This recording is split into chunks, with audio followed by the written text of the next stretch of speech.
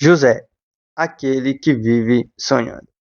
4 lições que aprendi com a história do jovem José. Primeira lição: contar sonho revela os opositores e os apoiadores. Versículo de número 4 e 5, aqui a Bíblia diz: E quando seus irmãos viram que seu pai o amava mais do que a todos os seus irmãos, eles o odiaram e não conseguiam falar com ele pacificamente.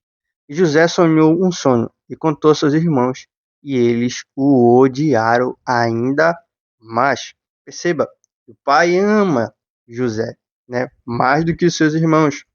E isso gera um ódio, né, no coração dos seus irmãos. Gera uma espécie de inveja.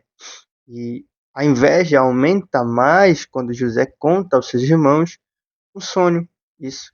Quando ele passa a contar o sonho, ou os seus sonhos para os seus irmãos, eles começam a odiar José de uma tal forma. Então, o sonho contado, ele revela os apoiadores e os opositores. Segunda lição: o sonho aborrece os invejosos, mas gera esperança no coração dos apoiadores de sonho. Lá no versículo de número 11 do capítulo 37 diz assim: Seus irmãos, pois, o invejavam, seu pai, porém, guardava este negócio no seu coração. Perceba que existem mais opositores do que apoiadores.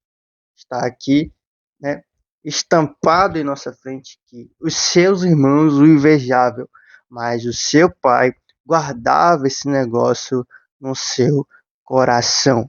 Quando José conta seu sonho, causa aborrecimento nos invejosos de seus irmãos, mas no coração do pai de José gera uma esperança, uma expectativa. Ele guardava aquilo no coração porque saberia que se tornaria um dia realidade aquele sonho. Então, quando nós contamos o nosso sonho, é revelado os opositores, os apoiadores, e é também demonstrado que eles se aborrecem, os invejosos aborrecem-se quando nós contamos nossos sonhos, mas existe alguém também que apoia o nosso sonho e que deseja que se torne realidade.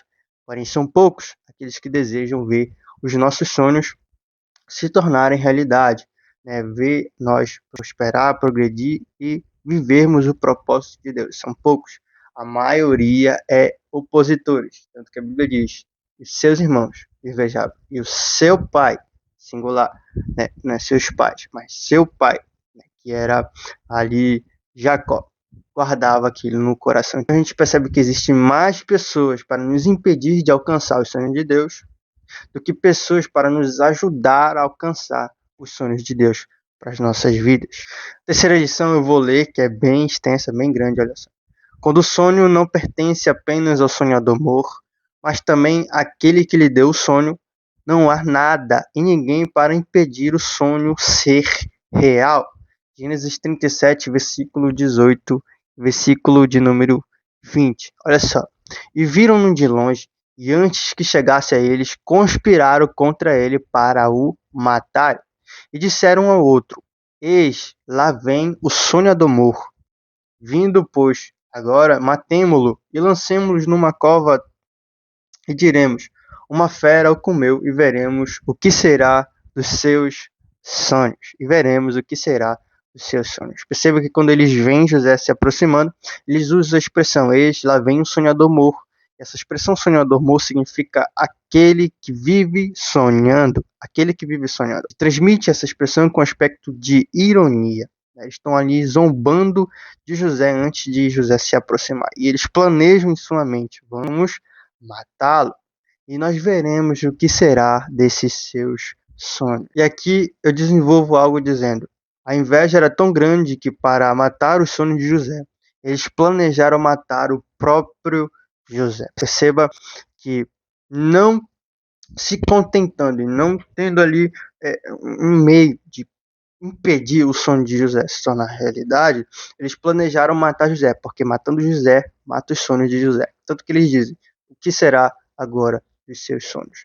Mas o sonho que José sonha, o sonho que José deseja se tornar realidade na sua vida, não pertence apenas a José, mas a Deus que entregou esse sonho. E quando o sonho vem de Deus, não há nada, não há ninguém que venha impedir de se tornar realidade. Pode até planejar matar, mas não consegue, porque existe um Deus superior que controla tudo e todos.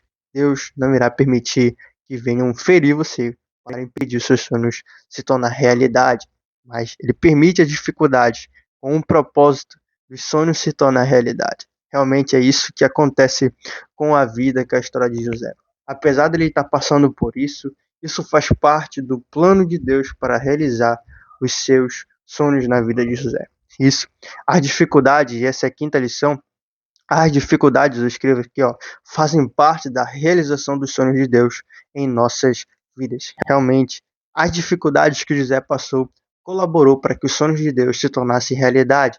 E essa dificuldade que você está passando também irá colaborar para os sonhos de Deus se tornar realidade. Entenda que a dificuldade demonstra que Deus está no controle de todas as coisas e Ele sabe o que Ele faz. Ele permite certas situações acontecer porque Ele está te direcionando para o grande propósito, para o sonho que Ele realizou, que ele sonhou para com a sua vida. Então não se preocupe, meu irmão, não se preocupe, minha irmã. Os sonhos de Deus vão se tornar realidade sobre a sua vida. E decida viver os sonhos de Deus. Porque você decidindo viver os sonhos de Deus, não há nada, não há ninguém que venha impedir esse sonho de se tornar realidade. Acredite, os sonhos de Deus são maiores e melhores que os nossos próprios sonhos. Então, entenda, vai ter oposição, mais do que apoiadores, mas Deus é suficiente para te proteger, te guardar e te conduzir para o grande propósito. É isso, Deus te abençoe. Eu espero que você tenha curtido, gostado. Deixe seu like, se inscreva no nosso canal se você não for inscrito. Se você não for inscrito, em nome de Jesus. Tchau, tchau.